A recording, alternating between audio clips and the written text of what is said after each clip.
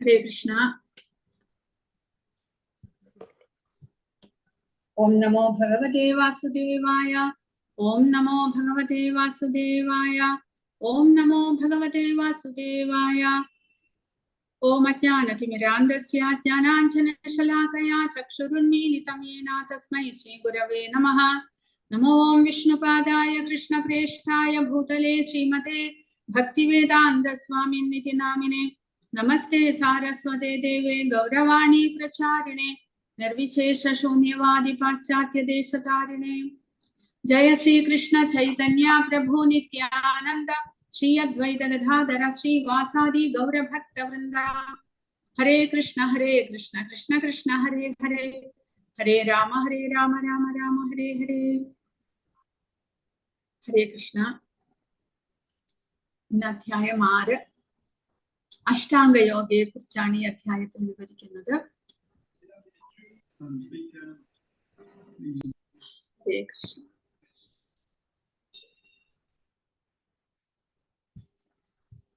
ഹരേ കൃഷ്ണ. ഇപ്പോൾ 3-ാമത്തെ അധ്യായത്തിൽ ഭഗവാൻ കർമ്മയോഗത്തെ കുറിച്ച് വിവരിക്കുകയുണ്ടായി. കർമ്മയോഗം നിഷ്കാമമായിട്ട് കർമ്മം ചെയ്ത് ജീവാത്മാവിന് തന്റെ പരിശുദ്ധിയിലേക്ക്, അവബോധം പരിശുദ്ധമാക്കാൻ സാധിക്കുന്നു. അങ്ങനെ ആത്മജ്ഞാനത്തിലേക്ക്, തന്നെ കുറിച്ചുള്ള പരിശുദ്ധമായ ആ ജ്ഞാനത്തിലേക്ക് ഉയരാൻ സാധിക്കുന്നു. അങ്ങനെ ബ്രഹ്മഭൂത അവസ്ഥ, അതായത് താൻ ഭഗവത് അംശമായ ആത്മാവാണ് എന്നുള്ള അവസ്ഥയിലേക്ക്, ഭൗതിക പ്രപഞ്ചത്തിൽ ഇരിക്കുമ്പോൾ തന്നെ മുക്തനായ അവസ്ഥ, ആ അവസ്ഥയെ പ്രാപിക്കാൻ സാധിക്കുന്നു. 4-ാമത്തെ അധ്യായത്തിൽ എങ്ങനെയാണ് അതീന്ദ്രിയ ജ്ഞാനം, അങ്ങനെയുള്ള അവസ്ഥയിൽ ആ അതീന്ദ്രിയ ജ്ഞാനം കരസ്ഥമാക്കാനായിട്ട്, അല്ലെങ്കിൽ ആ മുക്താവസ്ഥയെ പ്രാപിക്കാനായിട്ട് ജ്ഞാനം എങ്ങനെ കരസ്ഥമാക്കാം, അതിനുള്ള വഴികളാണ് പറഞ്ഞു തരുന്നത്. ഒരു ആധ്യാത്മിക ഗുരുവിനെ സമീപിച്ച് അദ്ദേഹത്തിനോട് വിനയപൂർവം സേവിച്ച് വിനയപൂർവം ചോദിച്ച് മനസ്സിലാക്കണം നമ്മൾ അറിവെല്ലാം. അങ്ങനെ ആധ്യാത്മിക ജ്ഞാനം കരസ്ഥമാക്കിയാൽ നമ്മുടെ മുൻ ജന്മത്തിലെ കർമ്മഫലങ്ങളെല്ലാം നമുക്ക് ആ ജ്ഞാനത്തിന്റെ അഗ്നിയിൽ ഇല്ലാതാക്കുവാൻ സാധിക്കുന്നു. അത്രമാത്രം വിശേഷമാണ് ജ്ഞാനം എന്നുള്ളത്. ആ ജ്ഞാനം സമ്പാദിച്ച് ആ ജീവാത്മാവിനെ മുക്തനാക്കാൻ സാധിക്കുന്നു. പിന്നീട് കൃഷ്ണാവബോധത്തിലേക്ക്, ഭക്തിയിലേക്ക് ഉയരാൻ സാധിക്കുന്നു എന്ന് 5-ാമത്തെ അധ്യായത്തിൽ പറയുന്നു. എങ്ങനെ ജീവൻ മുക്ത, അതായത് ശരീരത്തിലിരിക്കുമ്പോൾ തന്നെ കർമ്മഫലങ്ങളൊന്നും തന്നെ ബാധിക്കാത്ത അവസ്ഥയിൽ ആ ജീവാത്മാവ് എങ്ങനെ പ്രവർത്തിക്കുന്നു. പിന്നീട് ആ ബ്രഹ്മപദം, ഭഗവാന്റെ ആ ആദ്യത്തെ പടിയായിട്ടുള്ള, അതായത് പരമസത്യത്തെ നമുക്ക് 3 വിധത്തിൽ മനസ്സിലാക്കാൻ സാധിക്കും എന്നാണ് നമ്മൾ പഠിക്കുന്നത്. ഭാഗവതത്തിൽ പറയുന്നുണ്ട്, ബ്രഹ്മേതി പരമാത്മേതി ഭഗവാൻ ഇതി ശബ്ദത്തെ. പരമസത്യം 3 വിധത്തിലാണ് സാക്ഷാത്കരിക്കപ്പെടുന്നത്. ബ്രഹ്മനായിട്ട്, പരമാത്മാവായിട്ട്, ഭഗവാനായിട്ട്. ആ ബ്രഹ്മനായിട്ട് എല്ലാത്തിൻ്റെയും അധിപതിയായിട്ടുള്ള, എല്ലാത്തെയും ഉൾക്കൊള്ളുന്ന പരബ്രഹ്മനെ എങ്ങനെ മനസ്സിലാക്കാൻ സാധിക്കും, എങ്ങനെ സാക്ഷാത്കരിക്കാൻ സാധിക്കും, അതാണ് 5-ാമത്തെ അധ്യായത്തിൽ പറയുന്നത്. ആത്മജ്ഞാനം കരസ്ഥമാക്കി തന്റെയും ഭഗവാന്റെയും ഗുണങ്ങളെല്ലാം ഒന്നാണ് എന്ന് മനസ്സിലാക്കി ശരീരത്തിൽ ഇരിക്കുമ്പോൾ തന്നെ ആത്മാവിന് ഭഗവാനുമായിട്ടുള്ള ബന്ധത്തെ മനസ്സിലാക്കാൻ സാധിക്കുന്നു. അങ്ങനെ ആധ്യാത്മികതയെ പോകാൻ സാധിക്കുന്നു. 5-ാമത്തെ അധ്യായം അതിനെക്കുറിച്ച് വിവരിക്കുന്നു. 6-ാമത്തെ അധ്യായത്തിൽ പരമാത്മ സാക്ഷാത്കാരം ആണ് വിവരിക്കുന്നത്. അതായത് നമ്മുടെ ഹൃദയത്തിൽ വസിക്കുന്ന ആ പരമാത്മാവിനെ ധ്യാന യോഗത്തിലൂടെ, അഷ്ടാംഗ യോഗത്തിന്റെ പ്രധാനം ധ്യാനമാണ്. അനേക സംവത്സരങ്ങൾ യോഗി ധ്യാനത്തിലിരിക്കുന്നു. ഏകാന്തമായ സ്ഥലത്ത് തന്റെ ഇന്ദ്രിയങ്ങളെയും മനസ്സിനെയും എല്ലാം നിയന്ത്രിച്ച് ഏകാഗ്രതയോടുകൂടി തന്റെ ഹൃദയത്തിൽ വസിക്കുന്ന തന്റെ ഇഷ്ടരൂപമായിട്ടുള്ള ഭഗവാന്റെ രൂപത്തെ, ഏത് രൂപത്തെ വേണമെങ്കിലും ധ്യാനിക്കാം. ദ്വിഭുജധാരിയായിട്ടുള്ള കൃഷ്ണനെയോ, ദ്വിഭുജധാരിയായിട്ടുള്ള ശ്രീരാമനെയോ, അല്ലെങ്കിൽ ചതുർഭുജധാരിയായിട്ടുള്ള മഹാവിഷ്ണു, ആരെ വേണമെങ്കിലും ധ്യാനിക്കാം. പക്ഷേ ഏകാഗ്രത വേണം. ഇന്ദ്രിയങ്ങളും മനസ്സും എല്ലാം കൺട്രോളിലായിരിക്കണം. അങ്ങനെ ഏകാഗ്രമായിട്ട് ഹൃദയത്തിൽ വസിക്കുന്ന ആ പരമാത്മാവിനെ ധ്യാനിച്ച് ധ്യാനിച്ച് ധ്യാനിച്ച് സാക്ഷാത്കരിക്കുന്നു. സാക്ഷാത്കരിക്കുക എന്ന് പറഞ്ഞാൽ പിന്നീട് ഒരിക്കലും ആ പരമാത്മാവിന്റെ ദർശനം ആ യോഗിക്ക് ഇല്ലാതെയാകുന്നില്ല. സദാസമയവും തന്നെ ഹൃദയത്തിൽ വസിക്കുന്ന പരമാത്മാവിനെ തന്റെ ഉൾക്കണ്ണുകൊണ്ട് കാണുവാനായിട്ട് ആ യോഗിക്ക് സാധിക്കുന്നു. അങ്ങനെ സമാധി എന്നുള്ള അവസ്ഥയിലേക്ക്, അതായത് തന്റെ ഹൃദയത്തിൽ വസിക്കുന്ന പരമാത്മാവിനെ കണ്ണടച്ചാൽ പരമാത്മാവിനെ മാത്രമാണ് ദർശിക്കുക.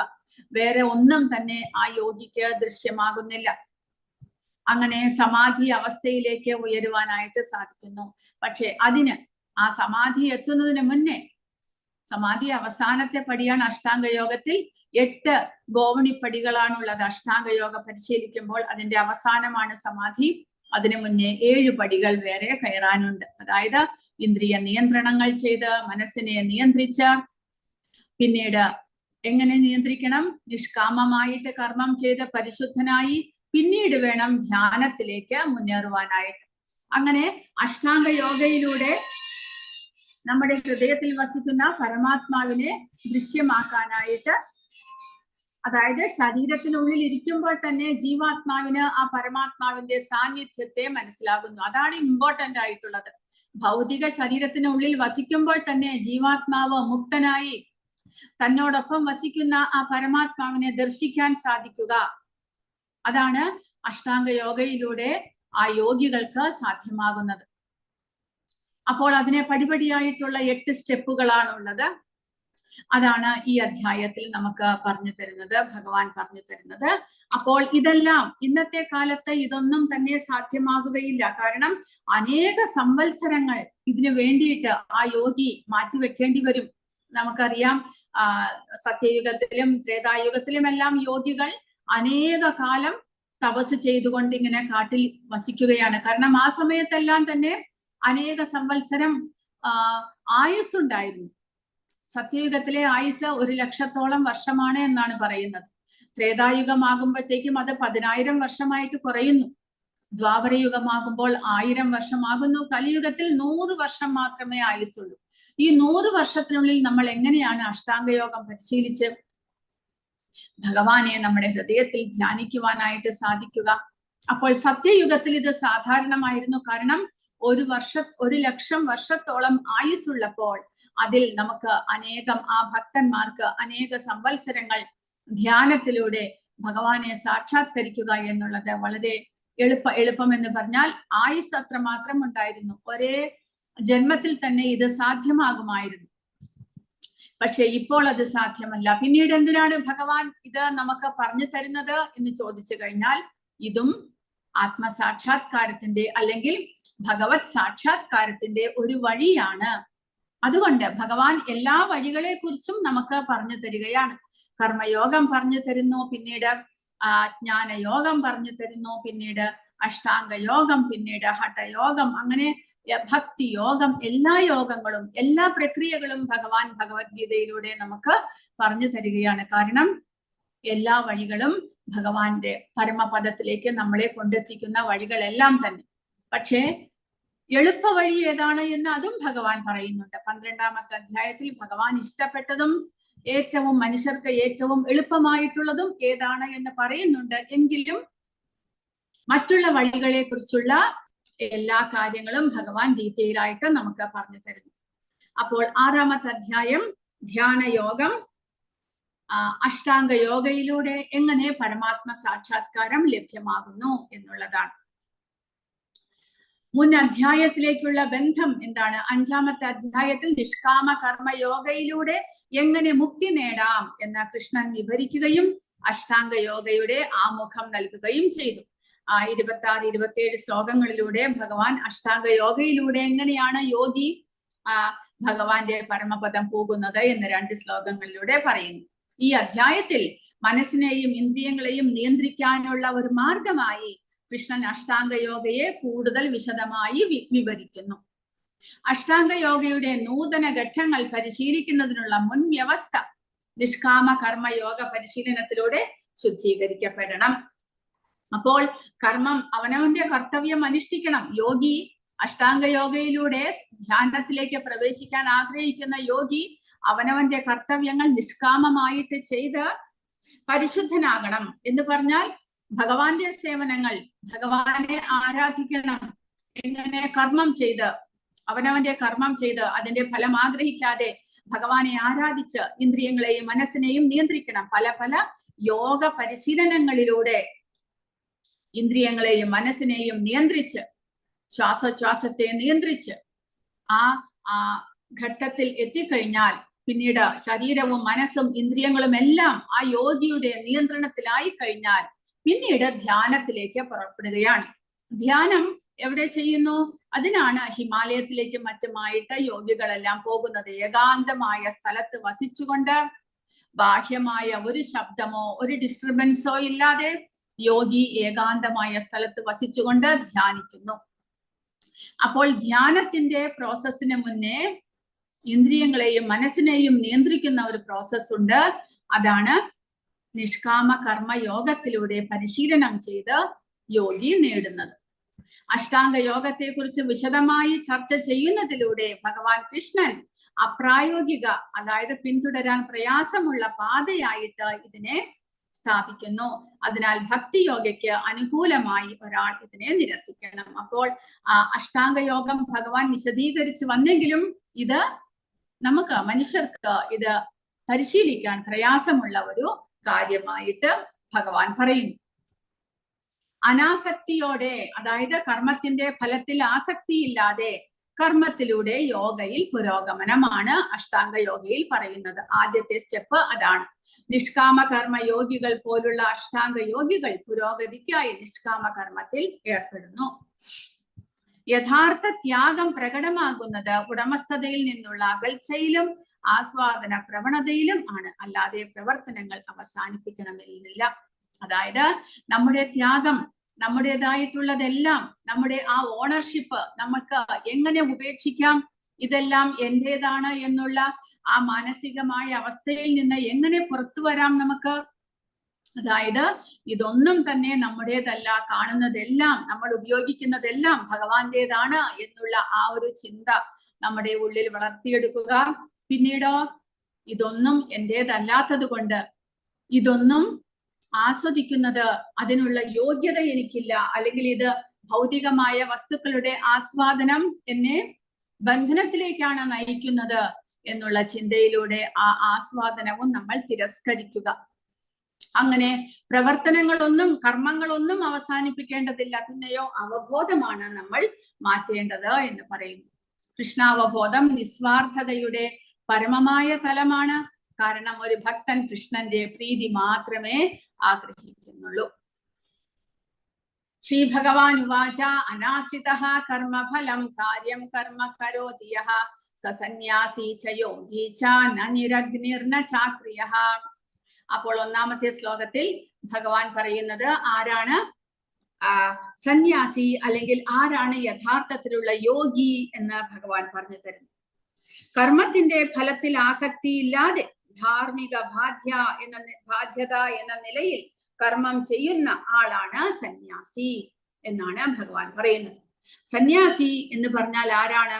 അയാൾ കാവ്യവസ്ത്രം ഉടുത്തുകൊണ്ട് ലൗകിക കർമ്മങ്ങളെല്ലാം ഉപേക്ഷിച്ച് കാട്ടിൽ പോകണമെന്നില്ല. പിന്നെയോ ഗൃഹസ്ഥനായിട്ടിരുന്നാലും എല്ലാ കർമ്മങ്ങളും അനുഷ്ഠിക്കുന്നുണ്ടെങ്കിലും അതിലൊന്നിലും ആസക്തിയില്ലാതെ, കർമ്മഫലത്തിൽ ആസക്തിയില്ലാതെ ഈ കർമ്മം എന്റെ കടമയാണ് എന്നുള്ള ചിന്തയോടുകൂടി കർമ്മം ചെയ്യുന്ന ഒരാൾ ഉണ്ടെങ്കിൽ അദ്ദേഹം സന്യാസിയാണ്. എന്ന് പറഞ്ഞാൽ കാമ്യകർമ്മങ്ങൾ ഒന്നും തന്നെ ചെയ്യുന്നില്ല, കർമ്മത്തിന്റെ ഫലത്തിൽ ആസക്തിയില്ലാത്ത വ്യക്തിയാണ്, അയാളാണ് യഥാർത്ഥ യോഗിയും എന്ന് ഭഗവാൻ പറയുന്നു. അല്ലാതെ അഗ്നിഹോത്രം ഉപേക്ഷിച്ചവനോ കടമ നിർവഹിക്കാത്തവനോ അല്ല. അതായത് ലൗകിക കർമ്മങ്ങളെല്ലാം ഉപേക്ഷിച്ചാലും സന്യാസിക്ക് ചെയ്യാനായിട്ട് കർമ്മങ്ങളുണ്ട്, ആധ്യാത്മിക കർമ്മങ്ങളുണ്ട്. ദിവസവും 3 നേരം ഭഗവാനെ സേവിക്കേണ്ടതായിട്ടുണ്ട്, അഗ്നി ഉണ്ടാക്കിയിട്ട് ദേവന്മാർക്കെല്ലാം സമർപ്പണം ചെയ്യേണ്ടതായിട്ടുണ്ട്. പക്ഷേ ഒന്നും ചെയ്യാതെ ഇരുന്നു കഴിഞ്ഞാൽ അദ്ദേഹം ഒരു സന്യാസി ആകുന്നില്ല. കാരണം ഒരു ഭക്തനാകണമെങ്കിലും ഭഗവാനെ സന്തോഷിപ്പിക്കാനായിട്ട് കർമ്മങ്ങൾ ചെയ്യേണ്ടതായിട്ടുണ്ട്. അപ്പോൾ അങ്ങനെ അവനവന്റെ കടമകൾ ഉപേക്ഷിച്ചുകൊണ്ട് ഒരാൾ സന്യാസിയാകുന്നില്ല എന്നാണ് ഭഗവാൻ പറയുന്നത്. പിന്നെയോ ഗൃഹസ്ഥനാണെങ്കിൽ കൂടെ ലൗകിക കാര്യങ്ങളിൽ ഏർപ്പെടുന്നുണ്ടെങ്കിലും അതിന്റെ ഫലത്തിൽ ആസക്തിയില്ലാതെ കടമയായിട്ട് കർമ്മങ്ങൾ ചെയ്യുന്നവൻ സന്യാസിയുമാണ്, യോഗിയുമാണ് എന്നാണ് ഭഗവാൻ പറയുന്നത്. അഷ്ടാംഗ യോഗത്തെക്കാൾ ശ്രേഷ്ഠമാണ് കർമ്മയോഗം. മനസ്സിനെയും ഇന്ദ്രിയങ്ങളെയും നിയന്ത്രിക്കാനുള്ള ഒരു മാർഗം എന്ന നിലയിൽ അഷ്ടാംഗ യോഗ പ്രത്യേകിച്ച് ഈ യുഗത്തിൽ, കലിയുഗത്തിൽ വളരെ ബുദ്ധിമുട്ടാണ്. അഷ്ടാംഗ യോഗ അഭ്യസിക്കാൻ ആഗ്രഹിക്കുന്ന ഒരാൾ തന്റെ ഹൃദയത്തെ ശുദ്ധീകരിക്കുന്ന നിർദ്ദിഷ്ട കർത്തവ്യങ്ങൾ അതായത് കർമ്മങ്ങൾ പെട്ടെന്ന് ഉപേക്ഷിക്കരുത്. ഒരു കർമ്മയോഗി തന്റെ കർമ്മഫലങ്ങൾ ത്യജിക്കുന്നതിനാൽ അവനെ സന്യാസി എന്ന് വിളിക്കുന്നു. അവന്റെ മനസ്സ് ഇന്ദ്രിയങ്ങളുടെ ആസ്വാദനത്തിൽ വസിക്കാത്തതിനാൽ അവനെ ഒരു യോഗി എന്നും വിളിക്കുന്നു. അതായത് കർമ്മയോഗി എന്ന് പറയുമ്പോൾ കർമ്മത്തിന്റെ ഫലങ്ങളെല്ലാം ഭഗവാൻ അർപ്പിച്ച, ഭഗവാനുമായിട്ട് ബന്ധപ്പെട്ടിരിക്കുന്ന വ്യക്തി. അദ്ദേഹം കർമ്മഫലങ്ങളെല്ലാം ഭഗവാനെ സമർപ്പിക്കുന്നു. കൂടാതെ മനസ്സും ഇന്ദ്രിയങ്ങളും ഒന്നും തന്നെ ഇന്ദ്രിയ സുഖഭോഗത്തിന് വേണ്ടിയിട്ട് ഉപയോഗിക്കുന്നില്ല. അതുകൊണ്ട് ആ വ്യക്തി യോഗിയുമാണ്. ഒരാളുടെ വിജയത്തിന്റെ മാനദണ്ഡം കൃഷ്ണന്റെ സംതൃപ്തിയാണ്. കൃഷ്ണാവബോധമുള്ള ഒരു വ്യക്തിക്ക് സ്വസംതൃപ്തിക്ക് ആഗ്രഹമില്ല. അവന്റെ വിജയത്തിന്റെ മാനദണ്ഡം കൃഷ്ണന്റെ സംതൃപ്തിയാണ്. അതിനാൽ അവൻ തികഞ്ഞ സന്യാസി അല്ലെങ്കിൽ തികഞ്ഞ യോഗിയാണ്. പരമമായ പൂർണതയായി ഭക്തി സേവനത്തിനായി ഭഗവാൻ ചൈതന്യ പ്രാർത്ഥിക്കുന്നു. ന ധനം ന ജനം ന സുന്ദരീം കവിതാം വാ ജഗദീശ കാമയേ മമ ജന്മനി ജന്മനീശ്വരേ ഭവദാത് ഭക്തി റഹൈതുകീ ത്വയി. അതായത് ഭക്തിയുത സേവനത്തിൽ ഏർപ്പെട്ടിരിക്കുന്ന ഭക്തൻ ഒരിക്കലും ഭൗതികമായിട്ടുള്ള ഒന്നും തന്നെ ഭഗവാനോട് ചോദിക്കുന്നില്ല, ആഗ്രഹിക്കുന്നില്ല. ചൈതന്യ മഹാപ്രഭു അതിന് എക്സാമ്പിൾ ആയിട്ട് ഫോളോ ചെയ്യാനായിട്ട് നമുക്ക് പറഞ്ഞു തന്നിരിക്കുന്നതാണ്. അദ്ദേഹം പറയുന്നത്, ന ധനം, എനിക്ക് ധനം ആവശ്യമില്ല.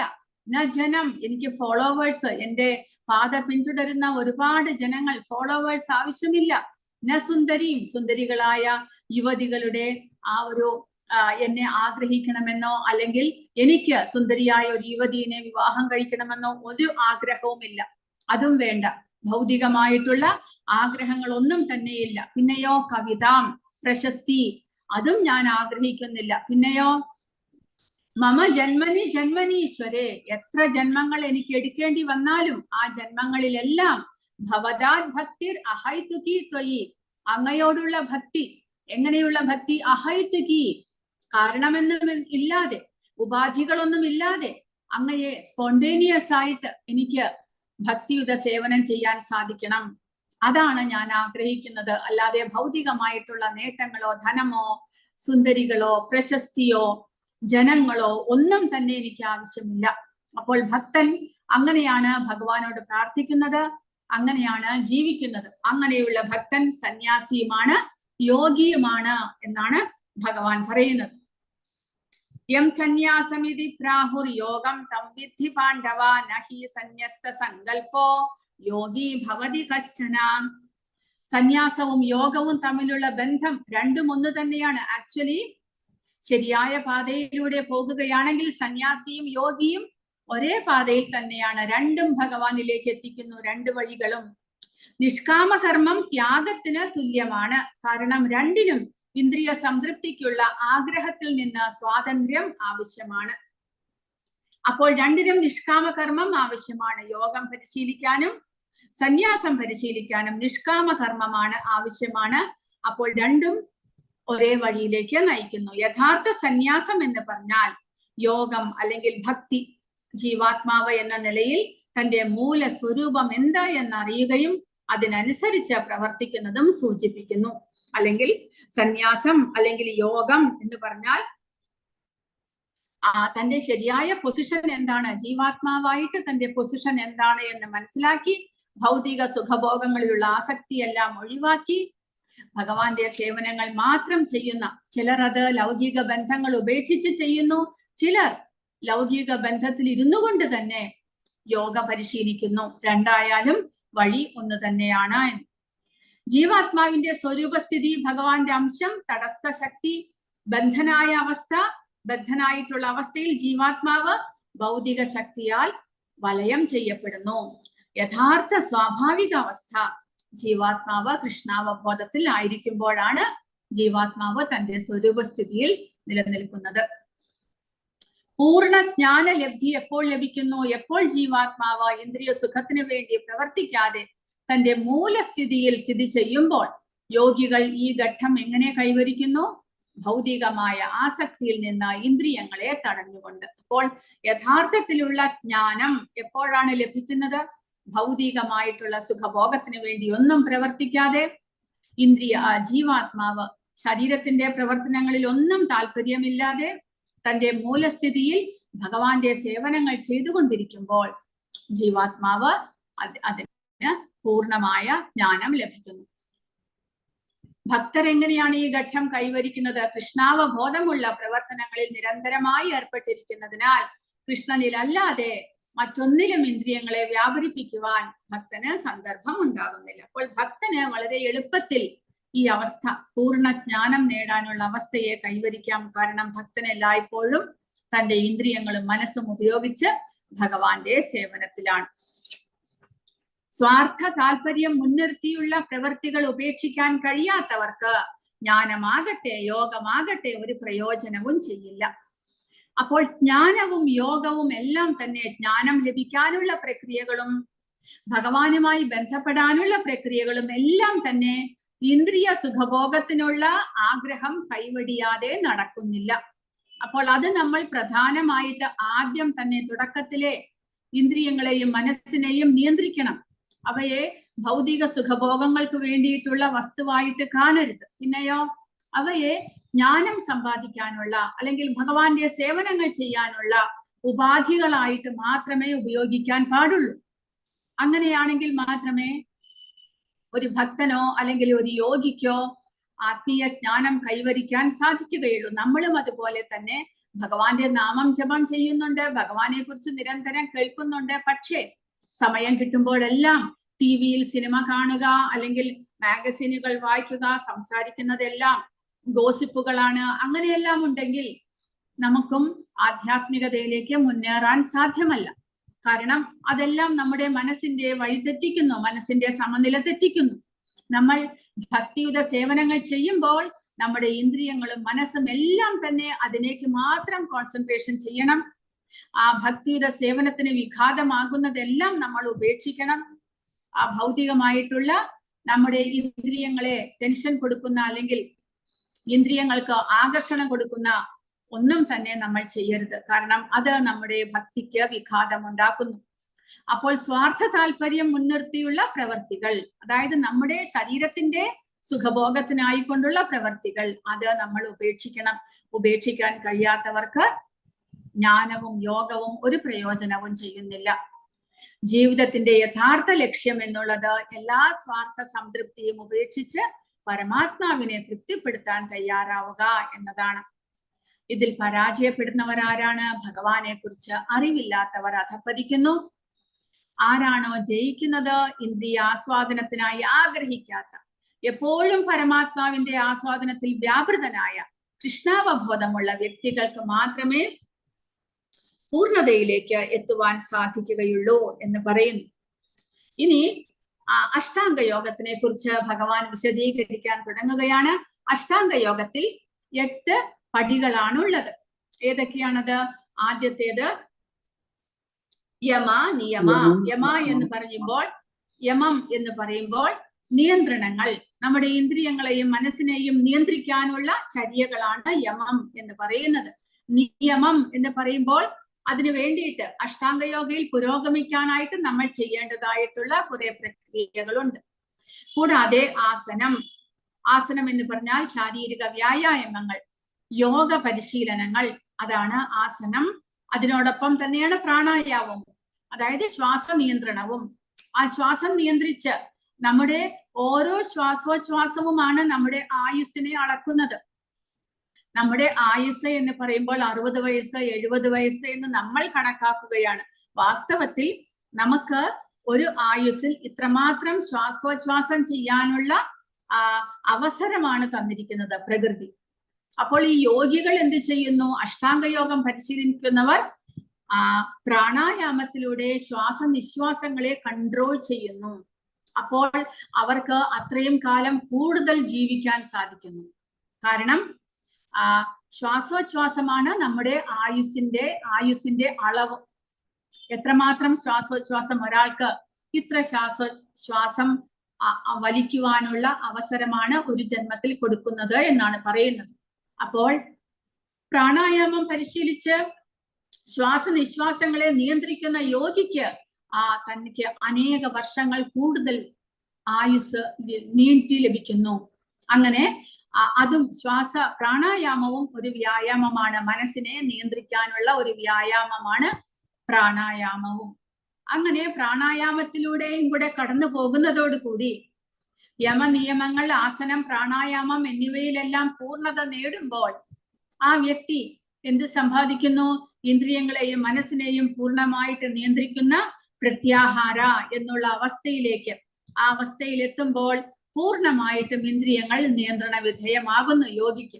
അങ്ങനെ സ്വയം തോന്നിയാൽ മനസ്സും ഇന്ദ്രിയങ്ങളും ഇപ്പോൾ ഭൗതിക വസ്തുക്കളിലേക്ക് ആകർഷിതമാകുന്നില്ല. താൻ വിചാരിക്കുന്നത് പോലെ തനിക്ക് ഇന്ദ്രിയങ്ങളെയും മനസ്സിനെയും നിയന്ത്രിക്കാൻ സാധിക്കുന്നുണ്ട് എന്ന് മനസ്സിലായാൽ ആ യോഗി പിന്നീട് ഏകാന്തമായ സ്ഥലത്ത് വസിച്ചുകൊണ്ട് അഷ്ടാംഗ യോഗ പരിശീലിക്കാൻ ആരംഭിക്കണം. എന്ന് പറഞ്ഞാൽ ധ്യാനം പരിശീലിക്കാനായിട്ട് ആരംഭിക്കുന്നു.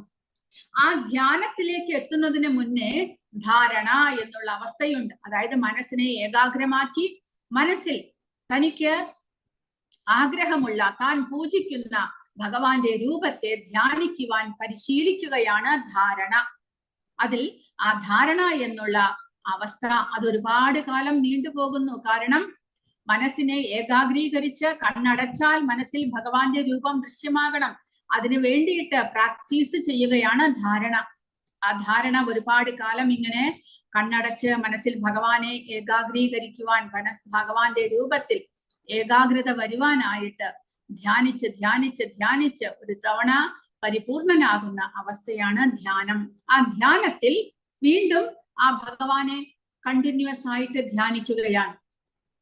ആ ജീവാത്മാവിന്റെ ആത്മജ്ഞാനത്തിലൂടെ ജീവാത്മാവ് അങ്ങനെ അവസാനമായിട്ട് ആ ജ്ഞാനം വെളിവാകുന്നു. താൻ ആത്മാവാണ്.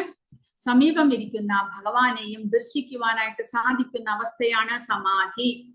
ധ്യാനത്തിൽ ഭഗവാനെ കുറിച്ചുള്ള തീവ്രമായ ധ്യാനം, സമാധിയിൽ ജീവാത്മാവ് പരമാത്മാവുമായിട്ട് സമ്പർക്കം സ്ഥാപിക്കുന്നു. ആ യോഗം മുഴുവനാകുന്നു, യോഗ പരിശീലനം മുഴുവനാകുന്നു, ഭഗവാനുമായിട്ട് സമ്പർക്കം സ്ഥാപിക്കുന്ന അവസ്ഥ. അങ്ങനെ അഷ്ടാംഗ യോഗ എന്ന് പറയുമ്പോൾ 8 പടികളാണുള്ളത്. ആ 8 പടികളിലേക്ക് കടക്കുവാനുള്ളതാണ് ആരുരുക്ഷു എന്നുള്ള വ്യക്തി യോഗ പരിശീലനം ആരംഭിച്ച വ്യക്തിയാണ്.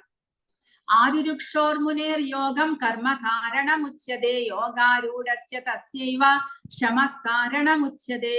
ആരുരുക്ഷു എന്നുള്ള വ്യക്തി എന്താണ്? യോഗ പരിശീലനം ആരംഭിക്കുന്നു. അഷ്ടാംഗ യോഗയ്ക്ക് വേണ്ടി പരിശീലനം ആരംഭിക്കുന്നു.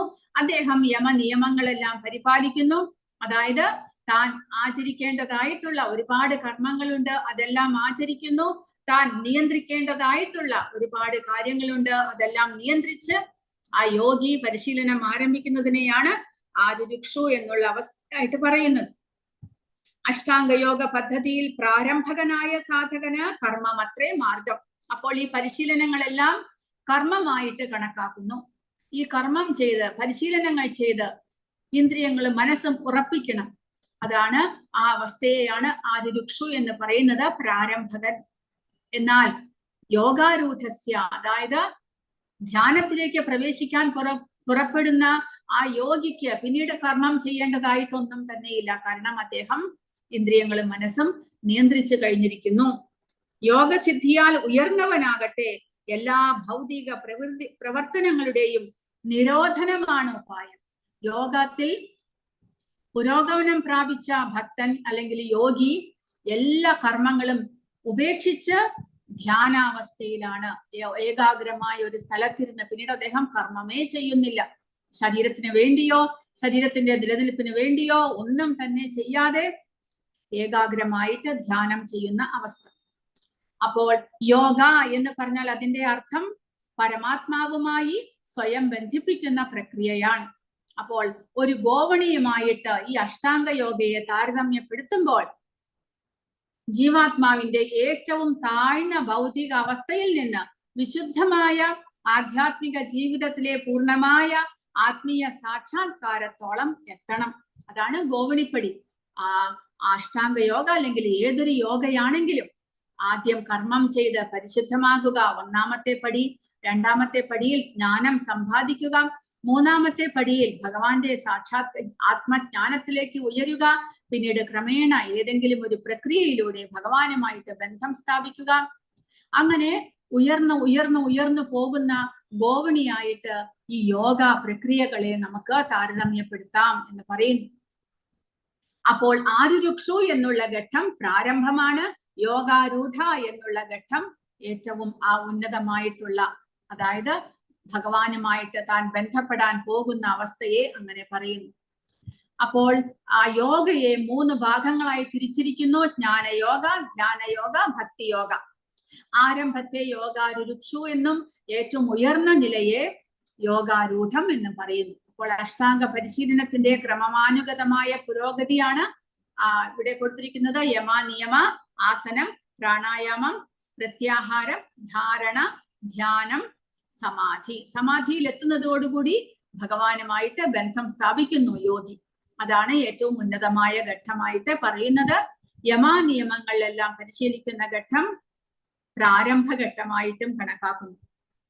അപ്പോൾ ജ്ഞാനയോഗം, ആദ്യം ജ്ഞാനം സമ്പാദിക്കണം, പിന്നീട് ധ്യാനത്തിലൂടെ ഭഗവാനെ സാക്ഷാത്കരിക്കാൻ ശ്രമിക്കുന്നു. ആ ഭഗവാനെ സാക്ഷാത്കരിച്ചു കഴിഞ്ഞാൽ പിന്നീട് ഭക്തിയോഗയിലൂടെ ഭഗവാനെ ആരാധിക്കുന്ന അവസ്ഥ, ഭഗവാനുമായിട്ട് ബന്ധം സ്ഥാപിക്കുന്ന അവസ്ഥ. യോഗ ആരുരുക്ഷു ഘട്ടം, ആരംഭഘട്ടം. കൃഷ്ണാവബോധമുള്ള വ്യക്തിയുടെ സ്ഥാനം എങ്ങനെയാണ്? യോഗ ആരുരുക്ഷു എന്നുള്ളത് അഷ്ടാംഗ യോഗയിൽ പരിശീലിക്കുന്ന വ്യക്തി. കൃഷ്ണാവബോധമുള്ള വ്യക്തിയോ? കൃഷ്ണാവബോധമുള്ള വ്യക്തി എപ്പോഴും കൃഷ്ണനെ കുറിച്ച് ചിന്തിക്കുന്നത് കൊണ്ട് ആദ്യം മുതൽക്കേ ധ്യാനാവസ്ഥയിലാണ്. എപ്പോഴും കൃഷ്ണ സേവനത്തിൽ ഏർപ്പെട്ടിരിക്കയാൽ അയാളുടെ ലൗകിക പ്രവർത്തനങ്ങളെല്ലാം നിലച്ചതായും കണക്കാക്കാം. കൃഷ്ണാവബോധം യോഗാരൂഢ ഘട്ടത്തിലെ എല്ലാ മാനദണ്ഡങ്ങളും നിറവേറ്റുന്നു. അതീന്ദ്രിയ പ്രേമപൂർവം ഭഗവത് സേവനത്തിൽ ഏർപ്പെടുന്നതിലൂടെ. അപ്പോൾ കൃഷ്ണാവബോധം എന്ന് പറയുമ്പോൾ നമ്മുടെ അവബോധത്തെ തന്നെ ഭൗതിക അവബോധത്തിൽ നിന്ന് കൃഷ്ണനിലേക്ക് നമ്മൾ തിരിക്കുന്ന പ്രക്രിയയാണ്. അപ്പോൾ തുടക്കം മുതലേ നമ്മൾ നമ്മുടെ ഇന്ദ്രിയങ്ങളെല്ലാം തന്നെ ഭഗവാന്റെ സേവനത്തിലായിക്കൊണ്ട് ഉപയോഗിക്കുന്നു. അതുകൊണ്ട് കൃഷ്ണാവബോധത്തിലുള്ള വ്യക്തി പ്രാരംഭത്തിലെ തന്നെ യോഗാരൂഢ അവസ്ഥയിലാണ് എന്നാണ് ഇവിടെ പ്രഭുപാദ പറയുന്നത്. കാരണം അദ്ദേഹം തന്റെ ഈ മനസ്സും ഇന്ദ്രിയങ്ങളും എല്ലാം കൊണ്ട് സദാസമയവും ഭഗവാന്റെ സേവനങ്ങൾ ചെയ്ത് ഭഗവാന്റെ സ്മരണയിൽ ഇരിക്കുവാനായിട്ട് ആഗ്രഹിക്കുന്നു. ഒരുവൻ എപ്പോഴും തന്നിൽ തന്നെ സംതൃപ്തനാകുന്നു, ഇന്ദ്രിയ സംതൃപ്തിയിൽ ഏർപ്പെടുന്നില്ല. കൃഷ്ണാവബോധത്താൽ ഒരാൾക്ക് ഏത് കർമ്മവും കൃഷ്ണ പ്രീതിക്കായിക്കൊണ്ട് ചെയ്യാനും അങ്ങനെ ഇന്ദ്രിയ സുഖ അഭിലാഷത്തിൽ നിന്ന് തികഞ്ഞും ഒഴിഞ്ഞു നിൽക്കാനും സാധിക്കുന്നു. കൃഷ്ണാവബോധം ഇല്ലാതെ ഇന്ദ്രിയങ്ങൾക്ക് എപ്പോഴും ഇടപഴകൽ ആവശ്യമാണ്. കൃഷ്ണാവബോധം ഇല്ലാത്ത അവസ്ഥയിൽ ഇന്ദ്രിയങ്ങൾ യാന്ത്രികമായിട്ട് ഇന്ദ്രിയ സംതൃപ്തിയിൽ ഏർപ്പെടുന്നു. അപ്പോൾ ഇന്ദ്രിയങ്ങൾക്ക് എപ്പോഴും എന്തെങ്കിലും പ്രവർത്തികൾ ചെയ്തുകൊണ്ടേയിരിക്കണം. നമ്മൾ ഭഗവാന്റെ സേവനത്തിനായിക്കൊണ്ട് ഇന്ദ്രിയങ്ങളെ ഉപയോഗിച്ചില്ലെങ്കിൽ അവ ഭൗതികമായിട്ടുള്ള എന്തെങ്കിലും പ്രവൃത്തിയിൽ ഏർപ്പെട്ടുകൊണ്ടിരിക്കും. കണ്ണിന് എന്തെങ്കിലും കാണണമെന്ന് തോന്നുന്നു, അതിനു വേണ്ടിയിട്ട് മനസ്സ് പ്രവർത്തിക്കും. ചെവിക്ക് എന്തെങ്കിലും സന്തോഷകരമായിട്ടുള്ളത് കേൾക്കണമെന്ന് തോന്നുന്നു, മനസ്സ് അതിനു വേണ്ടി ആലോചിച്ചു കൊണ്ടിരിക്കും. അതുപോലെ നാവിന് ഇഷ്ടപ്പെട്ടുള്ള ആഹാര പദാർത്ഥങ്ങൾ കഴിച്ചുകൊണ്ടേയിരിക്കണമെന്ന് തോന്നും.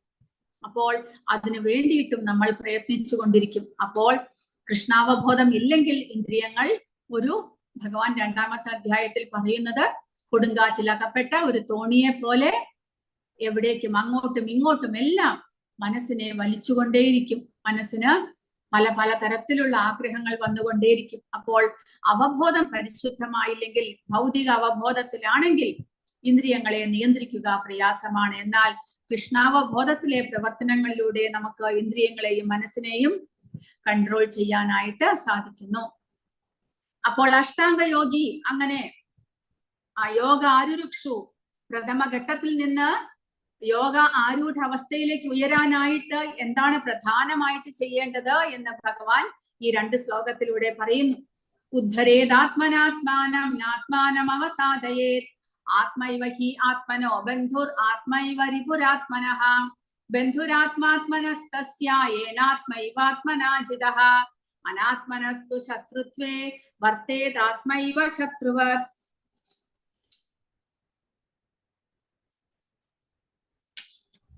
അപ്പോൾ യോഗാരൂഢൻ ഭൗതിക തൃഷ്ണകളെല്ലാം ത്യജിച്ച് ഇന്ദ്രിയ സുഖങ്ങൾക്ക് വേണ്ടിയോ ഫലം ഉദ്ദേശിച്ചോ യാതൊന്നും പ്രവർത്തിക്കാത്ത ആളാണ് യോഗാരൂഢൻ.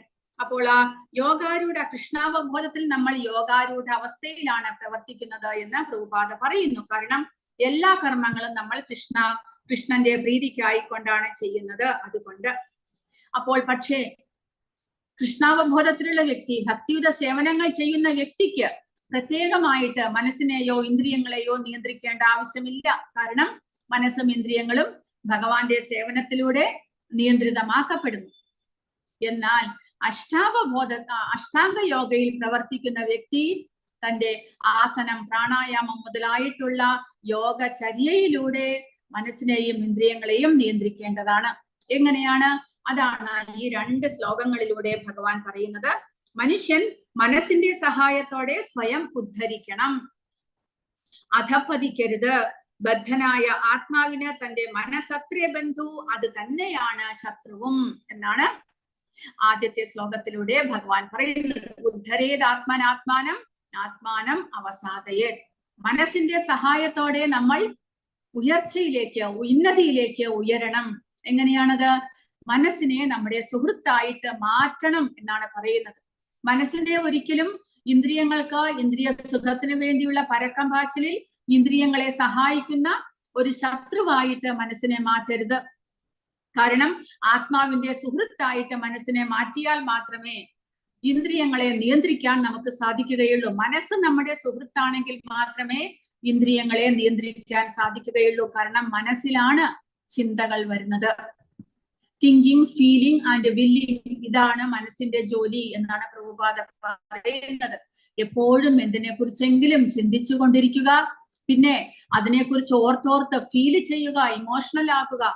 പിന്നെയോ വില്ലിങ്, അതിനു വേണ്ടി പ്രവർത്തിക്കാനായിട്ട് ഏർപ്പാട് ചെയ്യുക. അങ്ങനെ ഇന്ദ്രിയങ്ങളെ പ്രവർത്തിപ്പിക്കുന്നത് മനസ്സിലൂടെ ഉണ്ടാകുന്ന ചിന്തകളാണ്. അതുകൊണ്ട് ആ മനസ്സിനെ ആദ്യം തന്നെ നമ്മൾ നിയന്ത്രിക്കണം, മനസ്സിനെ നമ്മുടെ സുഹൃത്താക്കണം എന്നാണ് ഭഗവാൻ ഇവിടെ പറയുന്നത്. ഇവിടെ ആത്മാവ് എന്നുള്ള പദമാണ് വീണ്ടും വീണ്ടും എടുത്തു പറയുന്നത്.